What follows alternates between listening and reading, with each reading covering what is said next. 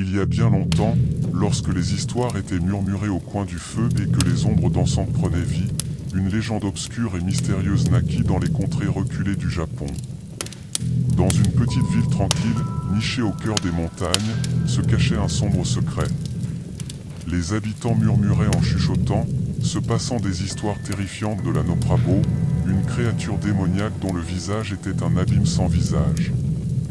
On racontait que la Noprabo hantait les ruelles sombres la nuit, attendant que des âmes imprudentes croisent son chemin. La Noprabo, cette créature sans visage aux allures spectrales, erre silencieusement dans les recoins obscurs de la nuit, cherchant sa prochaine victime. Lorsqu'elle croise le chemin d'un malheureux voyageur, elle plonge son regard vide dans les yeux de sa victime, absorbant toute trace d'émotion et de vie. Un frisson glacial parcourt l'échine de sa proie, la terreur prenant racine dans son cœur. Les ténèbres semblent s'épaissir autour d'elle, les sons de la nuit s'estompant tandis que la Noprabo se rapproche. Une aura sinistre enveloppe la scène, laissant la victime prise au piège dans un étau de terreur.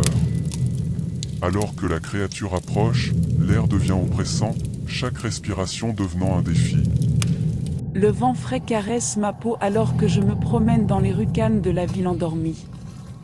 L'air est empreint d'une étrangeté, comme si quelque chose de sinistre flotte dans l'atmosphère. J'ai entendu des rumeurs au sujet d'une légende, la légende de la Noprabo, une créature aux allures fantomatiques dont le visage est un néant sans fin. Les villageois chuchotent en tremblant, évoquant les rencontres terrifiantes avec cette créature maudite. Mais vous savez comment je suis, toujours curieux de l'inconnu. La nuit est silencieuse, à l'exception du doux murmure du vent dans les arbres. Je sens une étrange impulsion, une voix intérieure me poussant à explorer l'obscurité. Je la suis, presque comme si j'étais sous un charme hypnotique. Mon chemin me conduit à un vieux pont couvert, un endroit où les ombres semblent danser avec une vie propre. C'est là que je la vois. La Noprabo.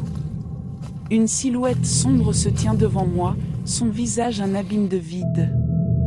Mon cœur bondit dans ma poitrine, un frisson d'horreur parcourt mon échine. Je suis pétrifié, incapable de bouger alors que la créature s'approche lentement.